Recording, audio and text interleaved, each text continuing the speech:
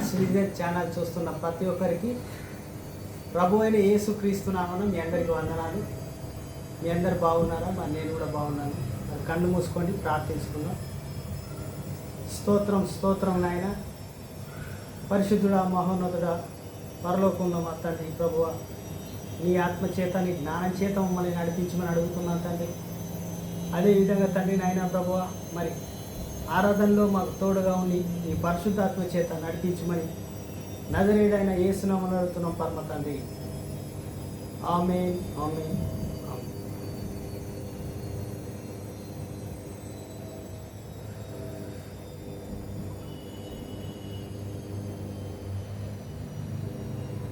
నీవు చేసిన ఉపకారములకు నేనేమి చెల్లింతును? నీవు చేసిన ఉపకారములకు నేనేమి చెల్లింతును? ఏడాది దూడలనా, వేలాది పొట్టేలనా, ఏడాది దూడలనా, వేలాది పొట్టేలనా, నీవు చేసిన ఉపకారములకు నేనేమి చెల్లింతును?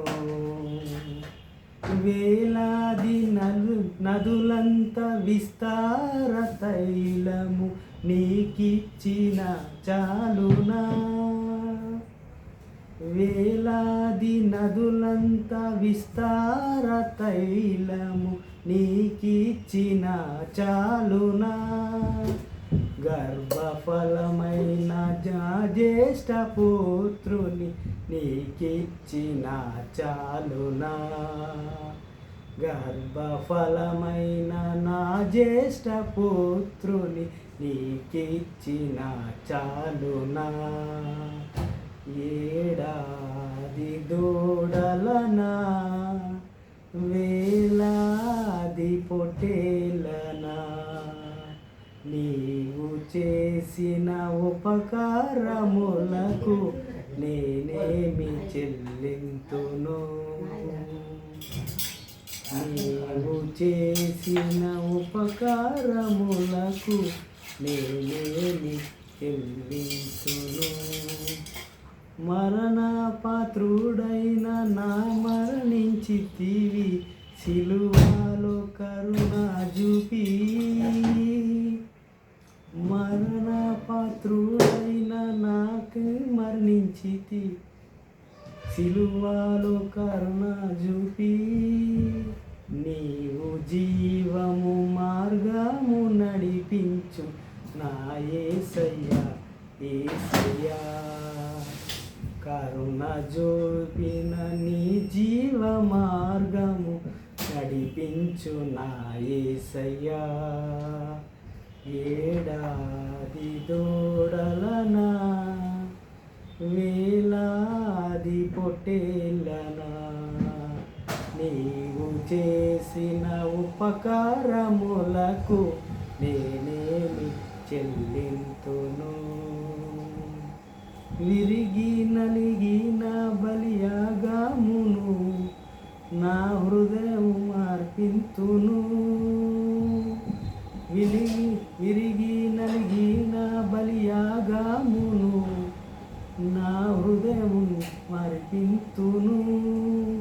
రక్షణ పాత్రను చేబోగు నిత్యము నిన్ను వెంబాడింతును. రక్షణ పాత్రము చేబోగు నిత్యము నిన్ను వెంబాడించెదను. ఏడాది దూడలనా, వేలాది పొట్టేలనా, ఈ గొప్ప రక్షణ నాకిచ్చినందుకు నీకేము చెల్లింతును? ఈ గొప్ప రక్షణ నాకిచ్చినందుకు నీకేమి చెల్లింతును? కపట నాటక లేనట్లు హృదయ హృదయాన్ని అర్పించిన చాలునా. కపట నాటక లేనట్టు హృదయాన్ని అర్పించిన చాలునా. వేలాది దూడలనా, వేలాది పొట్టేలనా.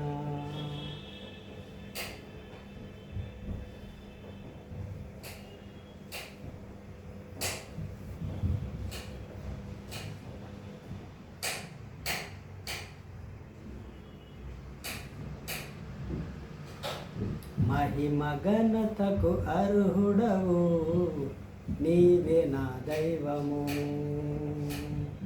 మహిమ ఘనతకు అర్హుడవు నీవే నా దైవము. సృష్టికర్త ముక్తిదాత, సృష్టికర్త ముక్తిదాత మా స్తుతులకు పాత్రుడా. ఆరాధన నీకే, ఆరాధన నీకే, ఆరాధన స్తుతి ఆరాధన, ఆరాధన నీకే, ఆరాధన స్తుతి ఆరాధన, ఆరాధన నీకే, ఆరాధన నీకే, ఆరాధన నీకే. మన్నాను కురిపించినావు, బండ నుండి నీళ్ళిచ్చినావు. మన్నాను కురిపించినావు, బండ నుండి నీళ్ళిచ్చినావు. యెహోవా ఈరే చూచుకొనుము, యెహోవా ఈరే చూచుకొనుము. సర్వము సమకూర్చుము, ఆరాధన నీకే,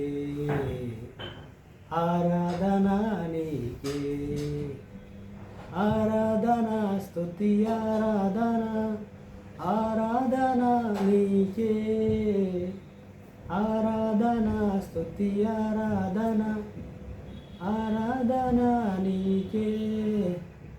వ్యాధులను తొలగించినావు, మృతులను మరిలేపినావు. వ్యాధులను తొలగించినావు, మృతులను మరిలేపినావు. యెహోవా రాఫా స్వస్థపరచును, యెహోవా రాఫా స్వస్థపరచును, నన్ను స్వస్థపరచును. ఆరాధన నీకే, ఆరాధన నీకే. హల్లెలూయా. ఆరాధన నీకే. ఆమేన్. అందరూ కళ్ళు మూసుకోండి, ప్రార్థించుకుందాం. స్తోత్రం, స్తోత్రం నాయన పరిశుద్ధుడా, మహోన్నతుడా తండ్రి ప్రభువా. మరి తండ్రి మరి ఈరోజు ప్రభువా మరి తండ్రి మరి పరిశుద్ధాత్మదేవ మరి నాయన మరి పస్కా పండుగ గురించి ప్రభువా మరి ధ్యానించుకున్న ప్రభువా నీ పరిశుద్ధాత్మని మాతో నడిపించమని అడుగుతున్నాను తండ్రి. ప్రతి ఒక్క బిడ్డని ప్రభువా మరి పస్కా పండుగ గురించి మరి బలి గురించి అర్పణ గురించి మరి మా పితరులు ఏం చేశారో మరి ఈరోజు మరి మేము ధ్యానించుకుంటున్నాం తండ్రి. దాని గురించి ప్రభువా మంచి జ్ఞానంతో పరిశుద్ధాత్మ దేవ మాలో ఉండి నడిపించమని నజరేయుడైన యేసునామములో అడుగుతున్నాం పరమ తండ్రి. ఆమేన్, ఆమేన్. ప్రభు అయిన యేసుక్రీస్తు నామములో మీ అందరికీ వందనాలు. అదేవిధంగా కొన్ని విషయాలు మనం మాట్లాడుకోవాలి. మరి ఇప్పుడు రాబోతుంది శ్రమల దినం కాబట్టి ప్రభు అయిన యేసుక్రీస్తు వారిని మరి సిల్వలో మరి పట్టుకోవడము, మరి సిల్వ వేయడము, మరి గుడ్ ఫ్రైడే లాంటిది రాబోతుంది, ఈస్టర్ రాబోతుంది. మరి అంతకుముందు పస్కా పండుగ గురించి మనం తెలుసుకోవాలి. మన పితరులు ఎవరైతే ఉన్నారో ఇజ్రాయేలు, వారు ఏం చేశారో మరి పస్కా పండుగ అనేది మనం ఒకసారి ధ్యానించుకుందాం. ఇది పార్ట్ 1లో వస్తుంది. రేపు పార్ట్ 2ని చేద్దాము. ఇలా పార్ట్ 1 చేసి మరి ఈరోజు ధ్యానించుకుందాము. మరి ఈ పస్కా పండుగ బలి అర్పణ అంటేంది మనం ధ్యానించుకొని దీని గురించి వివరణ తెలుసుకుందాం. మరి లేవి కాండము 23వ అధ్యాయము చదువుదాము, చదివి ధ్యానిస్తాను. లేవి కాండము 23వ అధ్యాయం.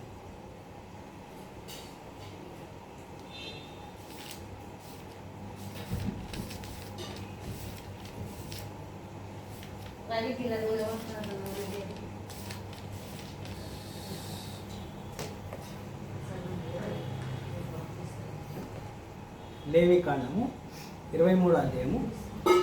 మరి మన పితరులు మరి ఈ పస్కా బలి ఎలా అర్పించారు, మరి దేని గురించి, మరి దేవుడికి ఎందుకు ఈ పస్కా బలి అనేది అర్పించారు ఒకసారి మనం ధ్యానించుకుందాం. మరియు యెహోవా మోషేకు ఇలాగో సెలవిచ్చెను, నీవు ఇజ్రాయేలుతో ఇట్లను, మీరు చాటింపవలసిన యెహోవా నియమకు కాలమున ఇవి, ఈ కాలముని యందు మీరు పరిశుద్ధ సంఘముగా కూడి వలెనని. అంటే యెహోవా అంటే మోషే గారు చెప్తా ఉన్నాడు. యెహోవా దేవుడు మోషేకి ఇలా చెప్తా ఉన్నారు, మీరందరూ ఇజ్రాయేలు కలిసి ఇట్లా ఒక దగ్గరగా మీరు సంఘంగా కూడండి, కూడిన తర్వాత మీరు ఇలా ఉండండి అని చెప్తున్నాడు. నియమకాలు నేను చెప్పిన విషయాలు మీరు సంఘంగా కూడి ఇలా మాట్లాడండి అని చెప్తున్నాడు. అంటే ఒక సంఘంగా మీరు కూడి మీరు ఇలా ఉండండి అని చెప్తున్నాడు. నియమకాలు అంటే నేను చెప్పిన నిబంధనలు అయితే ఏవైతే ఇచ్చాను నా ప్రకారం మీరు నడవండి అని దేవుడు మరి మోషేకి మాట్లాడుతూ ఉన్నాడు. దేవుడు మోషేతో మాట్లాడుతూ ఉన్నాడు యెహోవా దేవుడు. మరి మాట్లాడినప్పుడు ఏమంటున్నాడంటే, ఈ కాలము యందు మీరు పరిశుద్ధ సంఘముగా కూడి వలెను. మరి మన సంఘంలో ఎలా అయితే కూడుకున్నామో అప్పట్లో మరి ఇజ్రాయేల్ అంటే యూదులు అందరూ కలిసి కూడుకున్నారు, ఒక దగ్గర కూడుకొని మరి ఈ బలి గురించి ఆలోచిస్తున్నారు. అసలు మరి ఈ పండుగ దేని గురించి అంటే, దేవుడు ఇజ్రాయేల్ ప్రజల్ని కాపాడిన తర్వాత వాళ్ళందరూ ఒక సంఘంగా కూడుకుంటున్నారు. అంటే ఒక మొదటి సంఘంగా అంటే అప్పుడు కూడుకొని దేవుడికి బలి అర్పణలు అంటే ఎలా ఒక పండుగ జరపాలని జరుపుతున్నారు. అంటే ఇందులో 7 రకాల పండుగలు ఉన్నాయి, కానీ ఈ పండుగ గురించి చెప్తున్నాం. పస్కా పండుగ గురించి మనం మాట్లాడుకుంటాం. పస్కా అంటే ఏంటి?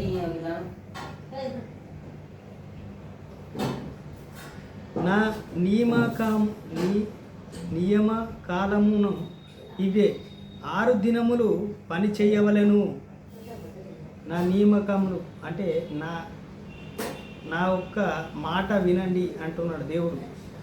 6 దినములు పని చేయవలెను, 6 దినములు మీరు పని చేయండి అని చెప్తా ఉన్నాడు. అదేవిధంగా చూస్తే 6 దినములు పని చేయవలెను, వారము 7 దినము విశ్రాంతి దినము, అది పరిశుద్ధ సంఘపు దినము.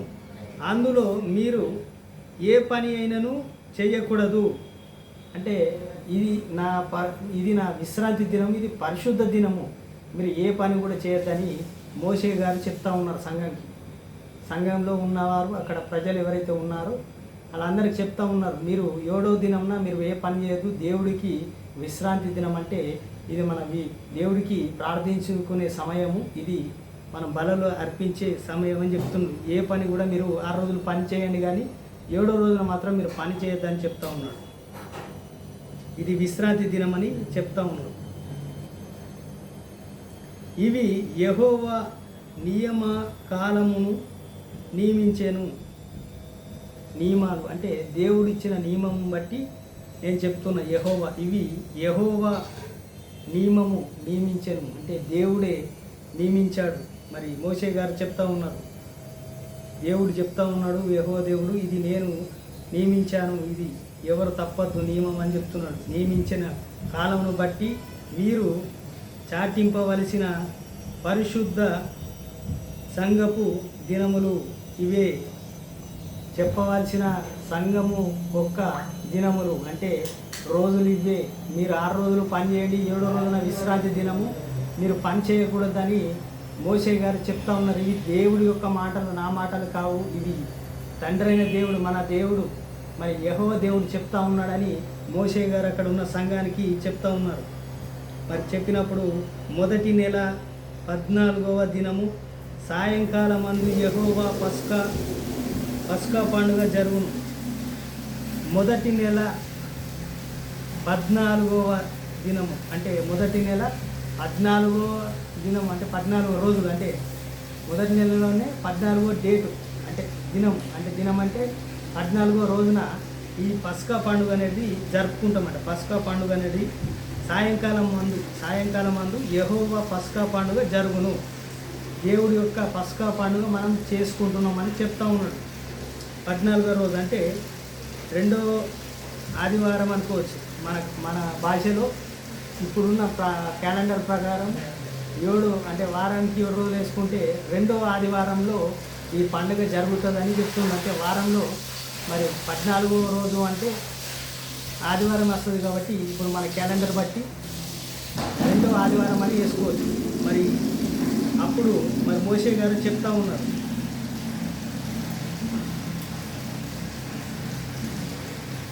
ఆ నెల 15వ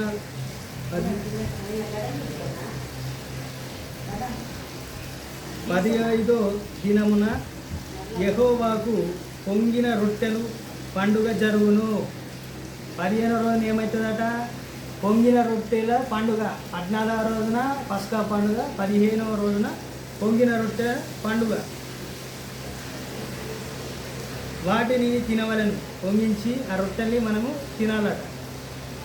7వ దినములు మీరు పొంగిన రొట్టెలు వాటిని తినవలను. 7 రోజులు ఆ రొట్టెలు ఏవైతే పొంగించిన రొట్టెలు అయితే ఉంటాయో ఆ రొట్టెలు మీరు తినాలని చెప్తా ఉన్నారు. 7 రోజుల్లో ఆ రొట్టెలు మాత్రమే మీరు తినాలి అని మోషే గారు చెప్తా ఉన్నారు.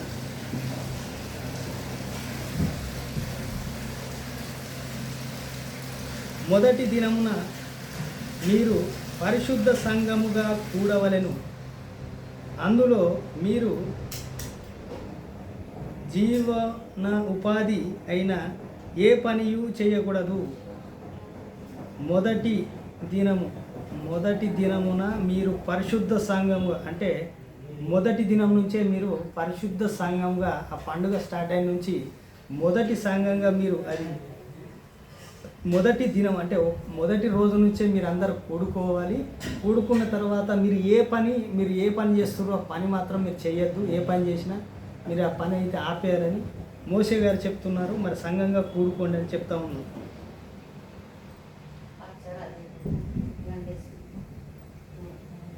జీవన ఉపాధి అంటే మీరు ఏ పని చేస్తున్నారో జీవన ఉపాధి కొరకు ఆ పని చేయకూడదని చెప్తున్నారు.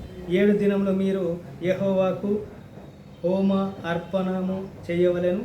7 దినములు మన పరిశుద్ధ సంఘంగా కూడవలెను. అందులో మీరు జీవనోపాధి అయిన ఏ పనియు చేయకూడదు.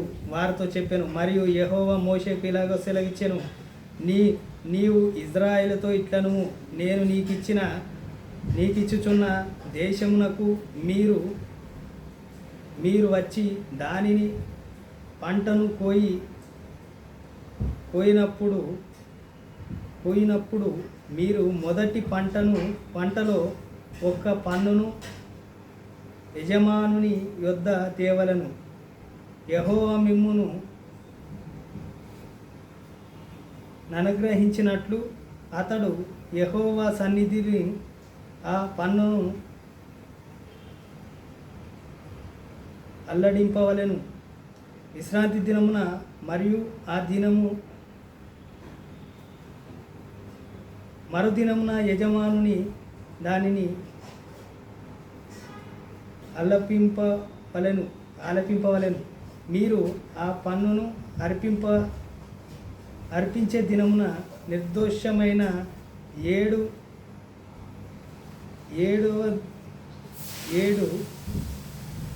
ఎద్దులు పొట్టేళ్లను యెహోవాకు దహన బలిగా అర్పింపవలెను. దాని నైవేద్యము నూనెతో కలిపిన 2 10వ వంతుల గోధుమ పిండితో, అది యెహోవాకు ఇంపైన సువాసము గల హోమము. దానిని నర్పింపుము.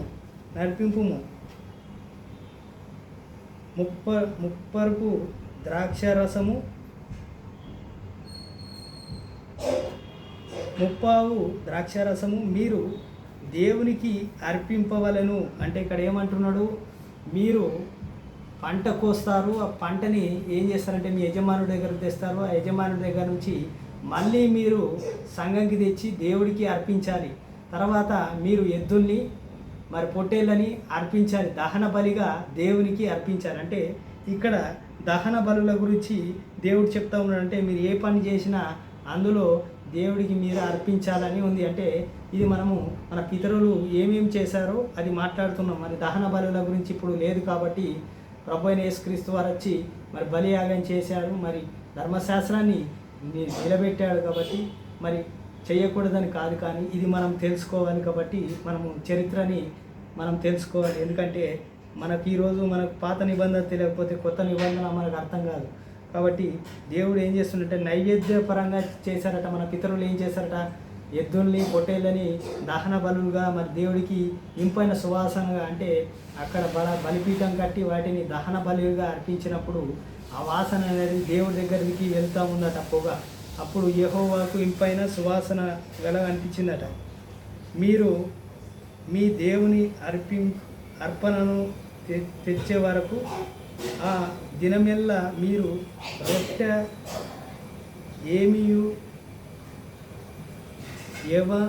ఫేమేలు పచ్చిని మేలిమైన తినకూడదు.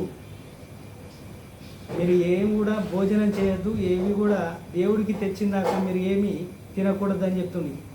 ఇది మీ తరతరములకు నీ నిత్య నివాసము అన్నట్లు నైవేద్యము కట్టడము. ఇది దేవుడి యొక్క కట్టడము. ఇది ఎవరు మరి దీన్ని తప్పించుకోవద్దు. మరి దేవుడు చెప్పిన మాట ఇది ఏంటంటే, మీరు బలిలు అర్పించినా కానీ అంతకుముందు మీరు ఏం భోజనం చేయొద్దు. మీరు పరిగడుపులతో వచ్చి మరి దేవుడికి అర్పణాలుగా ఇవ్వాలి. మీరు నైవేద్యాన్ని దేవుడికి అర్పించాలని చెప్తా ఉన్నాడు. మరి ఇది మరి తరతరములకు మీరు ఎన్ని తరాలు ఉంటే అన్ని తరాల వరకు మీరు దేవునికి అర్పణాలు అర్పించాలని కట్టడాల గురించి చెప్తా ఉన్నాడు. మీరు విశ్రాంతి దినమునకు మరునాడు మొదలుకొని, అనగా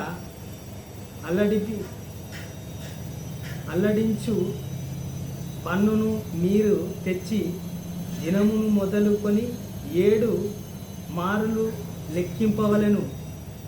లెక్కకు తక్కువ కాకుండా 7 మార్లు ఉండవలెను. 7వ దినమున దీనపు మరుదినము వరకు మీరు 8వ దినమును లెక్కించి యెహోవాకు కొత్త ఫలముతో నైవేద్యము అర్పింపవలెను. మరి దేవుడికైతే ఏ పన్ను అయితే ఇస్తున్నారో, మరి ఏదైతే నైవేద్యంగా ఇస్తున్నారో 7 మార్లు దాన్ని లెక్కించాలట. మరి దేవుడికి ఏ పన్ను అయితే మరి మనం పన్ను అప్పుడు దేవుడికి కానుకలుగా అర్పించిన పన్ను గురించి కూడా చెప్తా ఉన్నాడు. మరి అది 7 సార్లు లెక్కబెట్టి మరి 8వసారి మళ్ళీ కొత్తగా మీరు మళ్ళీ కొత్తగా చార్జ్ చేయాలని చెప్తున్నాడు. అంటే దేవుడికి కొత్తగా అర్పించండి అంటుంది. 7వ దినమున 8వ దినమున లెక్కించి యెహోవాకి క్రొత్త ఫలముతో, అంటే కొత్త ఫలాలతో, అంటే కొత్తగా నైవేద్యాన్ని అర్పింపవలెను. మీరు మీ నివాసములలో నుండి తూములలో 2 10వ వంతులు పిండి గల 2 రొట్టెలను అలడించు అర్పణముగా తేవలను. తుమ్మెడి పిండిని 2 తీసుకొచ్చి 2 రొట్టెలు చేసుకొచ్చి తీసుకొని రావాలని చెప్తా ఉన్నాడు. 2 రొట్టెలను చేసుకొని రావాలి ప్రతి ఒక్కరని చెప్తా ఉన్నాడు. అంటే ఇది పస్కా పండుగ గురించి చాలా గొప్పగా చెప్తా ఉన్నాడంటే, ప్రతి మనిషి 2 రొట్టెలు చేసుకొని మీరు తీసుకొని రావాలి అంటున్నాడు. అర్పింపవలను, తేవలను. వాటిని గోధుమ పిండితోనూ చేసి పొలియబెట్టగా కాల్చవలను. అవేంటట, పొలియబెట్టదట. మరి అది ఎక్కువ కాలద్దు, ఎక్కువ తక్కువ కూడా కాలవద్దు, కానీ ఎంత కాలవాలో అంత కాల్చి ఆ రొట్టెల్ని మరి దేవుడి సంఘానికి తీసుకురావాలి, దేవుడి దగ్గర తీసుకురావాలి. 2 రొట్టెలు తీసుకురావాలి. ఒక్కొక్క కుటుంబము ఎవరైతే ఉన్నారో వారు 50 పిండితో, అంటే 2 రొట్టెల్ని మాత్రం చేసుకొని తీసుకురావాలి కుటుంబం అని చెప్తా ఉన్నాం. అంటే దేవుడు ఏం చెప్తుందంటే, దేవుడు చెప్తున్నాడు గోధుమ పిండితో కాల్చమన్నాడు. అంటే అవియు యెహోవాకు ప్రథమ ఫలము అర్పణము. దేవుడికి ప్రథమైన అర్పణలో రొట్టెలు కూడా ఉన్నాయి. ప్రభు యెహోవా దేవుడు, తండ్రి అయిన దేవుడికి ప్రథమైన ఫలము అంటే ఆ రొట్టెలు కూడా ఉన్నాయి. 2 రొట్టెలు మీరు మంచిగా కాల్చి అది మాడిపోకుండా, మరి పులవకుండా, చెడిపోకుండా అవి తీసుకొచ్చి మరి అర్పించాలని చెప్తా ఉన్నాడు. మరియు మీరు ఆ రొట్టెలతో నిర్దోషమైన 7 దినములుగా గొర్రె పిల్లలను, ఏడాది మొగ గొర్రె పిల్లను, 1 కోడెను, 2 పెద్ద పొట్టేళ్లను అర్పింపవలను. ఏడాది గొర్రె పిల్లనంటే అంటే 1 సంవత్సరం ఉన్న గొర్రె పిల్లని తీసుకురావాలి. అదేవిధంగా మరి 2 పెద్ద పొట్టేళ్ళని కూడా తీసుకొచ్చి అర్పింపవాలి అంటున్నాడు. అంటే బలిగా అర్పించమని చెప్తా ఉన్నాడు. దేవుడికి ఏడాది 1 గొర్రె పిల్ల, 1 మగ పిల్లని, 2 పెద్ద పొట్టేళ్ళని అంటే 2 పెద్ద మేకల్ని బలిగా ఇవ్వమని చెప్తా ఉన్నాడు. అదేవిధంగా చూస్తే ఉంటే అవి వారికి నైవేద్యంతో, వారికి పానార్పణంతోనూ, దహన బలి అయిన యెహోవాకు ఇంపైన సువాసము గల హోమము. అది అగ్నిలో వేసి అది కాల్స్తే దేవుడికి అది ఇంపైన సువాసము. యెహోవాకు అది మన యాగం లెక్క. అంటే అది బలిపీఠం మీద అవి కాల్చినప్పుడు ఆ పొగ అనేది మరి దేవుడి దగ్గరికి వెళ్ళి దేవుడు మన ప్రార్థన వింటాడు. దేవుడు మన పాపాలకు పరిహారత బలిగా ఇవి వెళ్తూ ఉంది. కాబట్టి దేవుడు ఆ సువాసాన్ని చూస్తాడని చెప్తా ఉన్నాడు. అంటే ఇది అప్పట్లో మరి ఆ పండుగ గురించి చెప్తా ఉన్నాడు. అంటే పస్కా పండుగ అనేది ఈ రకంగా చెయ్యాలి మనం అర్పణాలని చెప్తా ఉన్నాం. అప్పుడు మీరు మేకలలో 1 పోతును పాప పరిహార్థ బలిగా అర్పింపవలెను. 2 ఏడాది గొర్రె పిల్లలను సమాధాన బలిగా అర్పింపవలెను. యజమానుడు ప్రథమ ఫలముగా రొట్టెలతో వాటిని 2 పొట్టేళ్లను యెహోవా సన్నిధిని అల్లడింపవలెను. అవి యెహోవాకు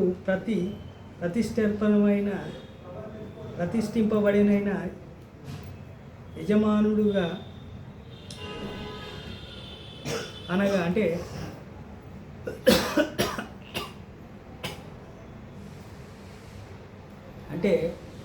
ఇక్కడ ఏమంటుందంటే పొట్టేళ్ళని, మేకలను కూడా అర్పించాలి.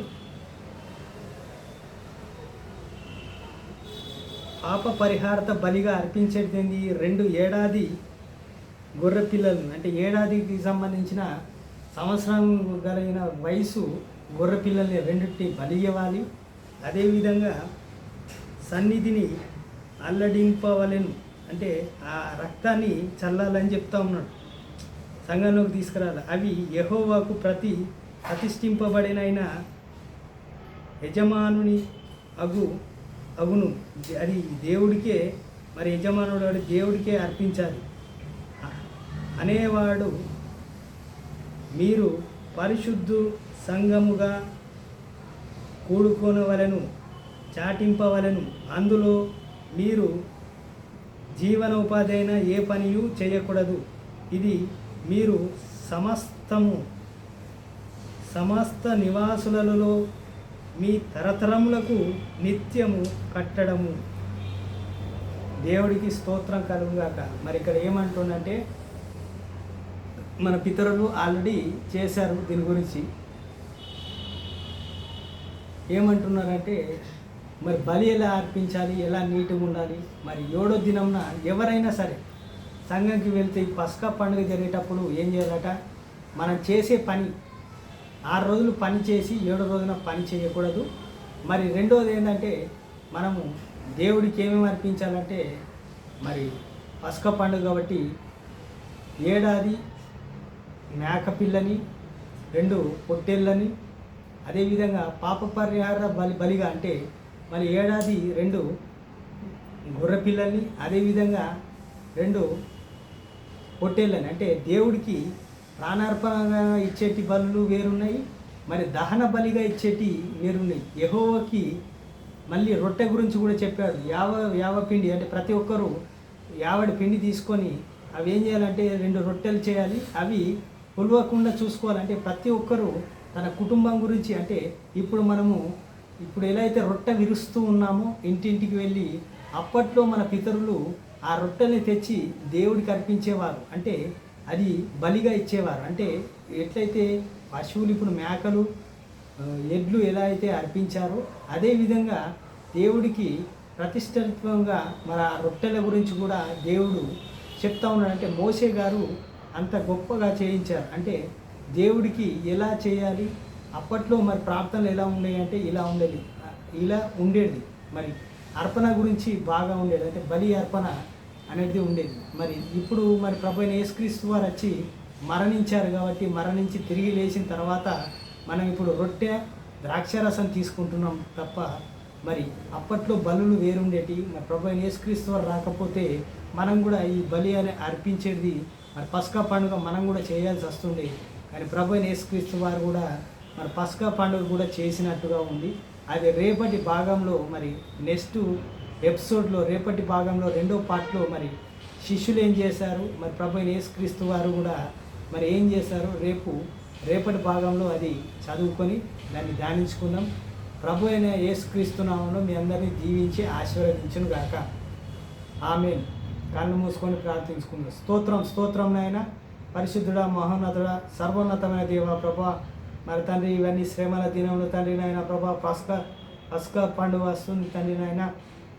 మరి పస్కా దినాలు తండ్రి మరి తండ్రి యొక్క దేవుడికి ప్రభువా మరి దేవునికి ఎలా అయితే అర్పించారో మరి హృదయాన్ని విరిగి నలిగిన హృదయాన్ని మేము అర్పించేటట్టు చేసిన తండ్రి అంతా నీకే 1000 కోట్ల వందనాలు తండ్రి.